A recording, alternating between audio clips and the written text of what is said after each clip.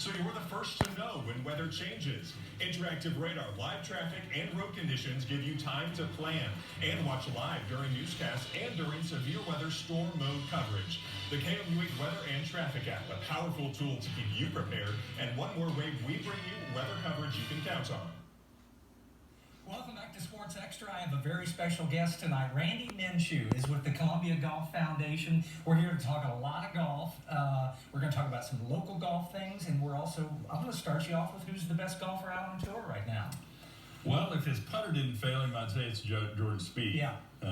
But you couldn't go wrong if you picked Dustin Johnson at that. He won today. Right. It seems like there are 10, 15 golfers that are better than everyone else, and they just kind of take turns winning these tournaments. I know, isn't that amazing? It is. And then Tiger comes back, and in no time flat, he's right back in the mix. Right. Which is really cool. Is he going to win again? Oh, I'm sure he will. I think so. I mean, there's going to be a tournament where, he's got to get his putter hot too. Right. It's whoever's the best golfer for 4 days. Yeah. So, let's talk local golf, and let's talk about the Columbia Golf Foundation and the upcoming city championship. Okay. Tell us about it. Well, so the Columbia Golf Foundation is kind of like the Little League for golf around town. Okay. So if your child was interested in football, you'd go to Columbia Youth Football League, and they would play flag and go up into pads, and then that would get them ready for football at a later age. Same thing with baseball at Diamond Council or Little League, and then the Columbia Golf Foundation. John Weston a few years ago said, we ought to have something to develop young people and their golf skills. Teach them. How do you teach them? And the majority of people don't play golf. And so they don't know how to teach their kids how to play golf. And even if you did know how to play golf, you might not know how to teach your kids. So, and you need repetition, and you need affordable access to golf. And so that's what Westy put together. And so that's what Columbia Golf Foundation does. It is about teaching golf in schools. And so we have a program, and we have equipment and sort of starter type setup. And so we teach golf, and we go into schools and teach golf. And so that organization got sort of brought in all of the guys like me who want to help with golf, or want to be part of teaching the game, developing the game, but don't work at a golf course or whatever.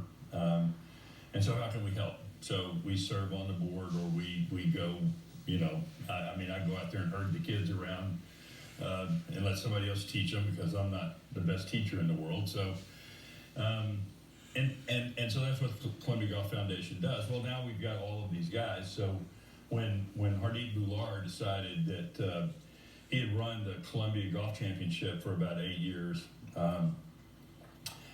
then he, of course, he helps with the Golf Foundation. Then he sort of turned it over to the Columbia Golf Foundation for the Golf Foundation to put that tournament on every year. Describe some of these kids' clinics. Well, to me, it's just the most fun in the world. Sure. But we've got some. There's some kids that have developed out of the Golf Foundation, and we work with girls and boys, and so, but it's organized chaos at the younger levels, and it's a lot of fun. But it's kind of like Little League baseball, and you see the kid, he's out playing there playing in the dirt, and the ball goes over his head. So. The Golf Foundation clinics, a lot of those would look that way. So, how important is it to get kids playing golf at a very early age? Well, if you're going to develop your skills, that's when you got to start. I didn't start till I was 19, and it's taken me forever to learn to play the game, and I still, not the best guy in town, but it's really important, and because kids should be involved in sport, and that every town, every country, every whatever has some sport that they're really involved in. And golf is a great equalizer for boys and for girls, because you can play the two together, where you can't have girls playing football with little boys, and you can play for your entire life. And that's exactly right. And it's a great business tool, and Hardeep used to teach a class at the university, on business golf. Yeah. So it's a skill, and I mean it's something that, like you say, you carry with you for life. Golf is a gentleman's game, and I bet you teach etiquette as well. You do, and it's you know, a round of golf is, and I've got a friend who used to always say this, and I realized it's true. 18 holes of golf is almost like a month of your life or a day of your life. You know what I mean? There's highs and there's lows. There's opportunities where you'd like to say something to somebody, but you go, well, I probably shouldn't. And there's times when people should say something to you, they probably don't. So we experience grace, and there's, you know, all of those things. And so teaching kids how to control your emotions, because, you know, as you grow, you want to mature emotionally, and that's one of the ways you test that is in golf is your emotional maturity shows up as to whether or not you can keep your mouth shut, or you can hold the pin for someone that you really rather hit, or, you know. So Would you agree the rules of golf are the most complicated in any sport? oh yeah, so last weekend at the old Hawthorne Club Championship, I ran over my own golf ball. Oh, kennel? And yeah, one penalty stroke, put the ball back where it was. Who knew? I thought for sure there's nothing against it, but I guess I'm the only one that didn't know, because you knew. And you got to call it on yourself. Yeah, That's why it's a gentleman's game. that's right. All right, talk about the upcoming city championship in 2 weeks. So 10th, 11th, and 12th.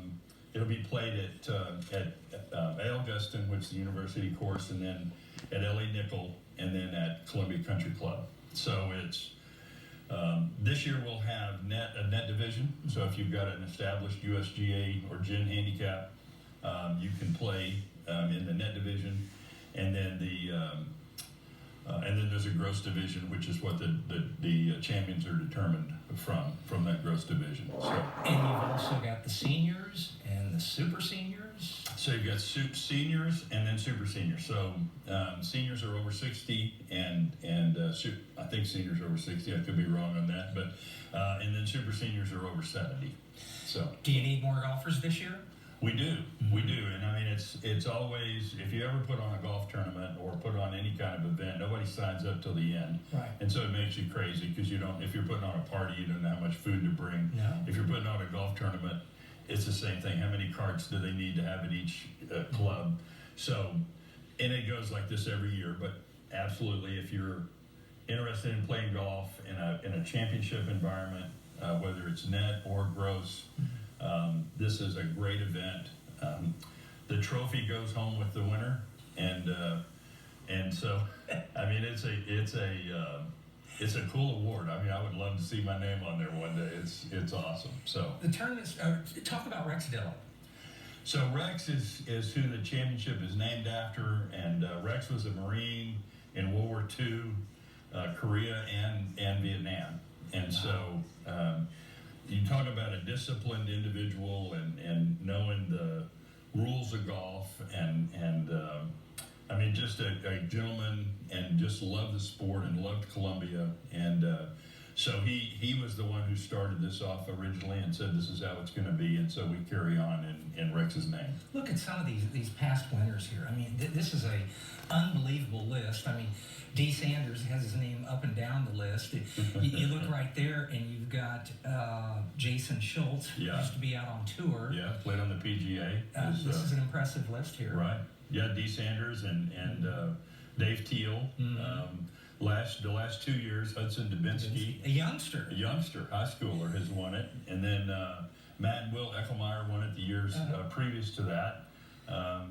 Dan Frost, Nick Wilson. I mean, they hit the ball so far. I mean, you see their swing, and it's just this fluid motion. And the ball just, I mean, and then literally, you know, I don't know about you, but my eyesight's so bad. At about 200 yards out, the ball's still way above the ground. It's now disappearing, but they hit it so far. Right.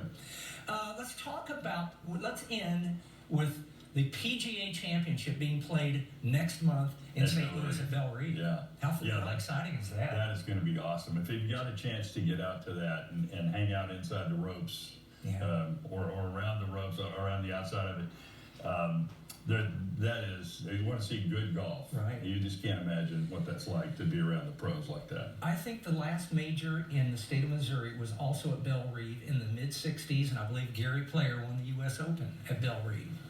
I'm just pulling that one out. We're going to probably have to check won't be that able to verify afterwards it with to me. find out. Well, listen, very best of luck with the Columbia Golf Foundation. Good luck with the city championship. Thank you. Anybody that needs information, where do they go? Just go to ColumbiaGolfFoundation.org and you'll find the application on there to get in the championship. Randy, good luck on your golfing. Thanks, Thank you man. very much. I do See ya. appreciate it. And we will be right back.